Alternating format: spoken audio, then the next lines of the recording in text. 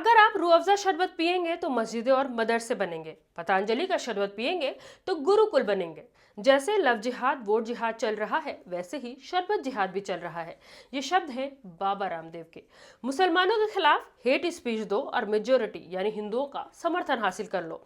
ये फंडा पहले पॉलिटिक्स में चलाया जाता था, लेकिन जब बाबा रामदेव जैसे लोगों ने देखा कि इससे तो बड़ा फायदा हो रहा है, क्यों ना इसे बिजनेस में भी अप्लाई करके देखा जाए। इन्हें लगा कि अगर मुसलमानों को विलन बनाकर कुर्सी हासिल की जा सकती है तो जेब भी भरी जा सकती है। इसलिए बाबा रामदेव ने भी कुछ ऐसा ही किया, इसी फंडे का फायदा उठाने की कोशिश की।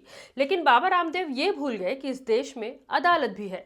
बाबा ने अपना शरबत बेचने के लिए नफरती प्रचार किया और इस पर आज दिल्ली हाईकोर्ट ने उन्हें जो फटकार लगाई है, शायद उन्हें जिंदगी भर याद रहे। अब बाबा को अपने नफरती प्रचार का वीडियो सोशल मीडिया से हटाना पड़ेगा। पूरा मामला तो आपको पता ही होगा, और अगर नहीं पता तो हम आपको बता देते हैं। दरअसल बाबा रामदेव ने 3 अप्रैल को अपनी कंपनी पतंजलि का प्रोडक्ट गुलाब शरबत लॉन्च किया था, और इस दौरान उन्होंने हमदर्द के रूह अफ़ज़ा पर निशाना साधते हुए कहा था कि दवा और शरबत के नाम पर एक कंपनी है जो शरबत तो देती है, लेकिन शरबत से जो पैसा मिलता है उससे मदरसे और मस्जिदें बनवाती है।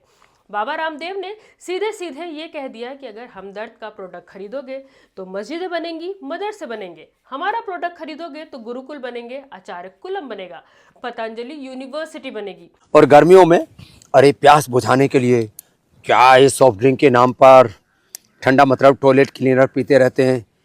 एक तरफ टॉयलेट क्लीनर का प्रहार जहर, दूसरी तरफ शरबत के नाम पर एक कंपनी है जो शरबत तो देती है, लेकिन उस शरबत से जो पैसा मिलता है उससे मदरसे और मस्जिदें बनवाती है। ठीक है, उनका मजहब है, लेकिन आप यदि वो शरबत पिएंगे तो मस्जिद और मदरसे बनेंगे। और पतंजलि का गुलाब का शरबत पीते हैं आप, ये शरबत पिएंगे आप तो गुरुकुल बनेंगे, आचार्य कुलम बनेगा, पतंजलि विश्वविद्यालय, भारतीय शिक्षा बोर्ड आगे बढ़ेगा।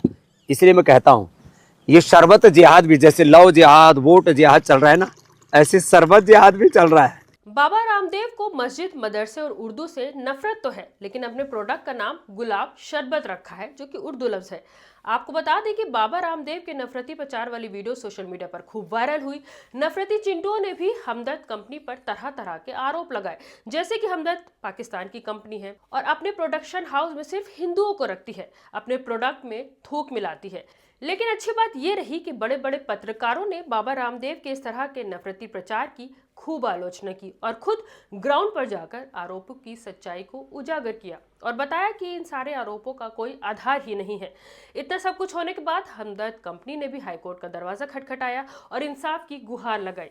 हमदर्द की तरफ से कोर्ट पहुंचे सीनियर एडवोकेट मुकुल रोहतगी ने कहा कि यह केस हैरान करने वाला है। ये मामला सांप्रदायिक विभाजन करने वाला, यानी हिंदू और मुसलमानों के बीच दीवार खड़ी करने वाला है। बाबा का प्रचार हेट स्पीच या नफरत भरे भाषण के जैसा है।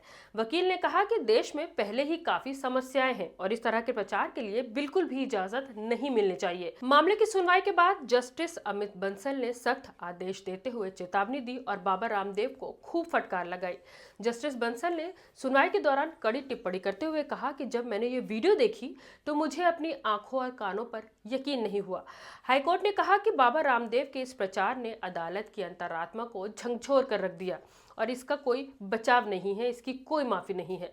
हाईकोर्ट के सख्त रवैये के बाद रामदेव को झुकना पड़ा और फिर रामदेव की तरफ से पेश वकील ने हाईकोर्ट को भरोसा दिलाया कि बाबा रामदेव ने शरबत जिहाद को लेकर जो भी विवादित वीडियो और सोशल मीडिया पोस्ट की है उन्हें हटाया जाएगा। कोर्ट ने बाबा रामदेव को सख्ती से निर्देश दिया कि वो अपने विचार अपने तक ही रखें, पब्लिकली ना कहें। साथ ही बाबा को ऑर्डर दिया कि वो फ्यूचर में इस तरह का बयान नहीं देंगे और इसके लिए लिखित एफिडेविट भी दाखिल करें। कोर्ट की सख्त टिप्पणी के बाद अब बाबा रामदेव का वीडियो सोशल मीडिया से हटाया जाएगा। अब देखने वाली बात यह होगी कि क्या कोर्ट की बात मानते हुए बाबा रामदेव फ्यूचर में इस तरह का बयान देने से बचेंगे या अपना प्रोडक्ट बेचने के लिए आगे भी ऐसे घटिया हथकंडे अपनाते रहेंगे। मैं हूं रूबा अंसारी और आप देख रहे थे दिल्ली मीडिया।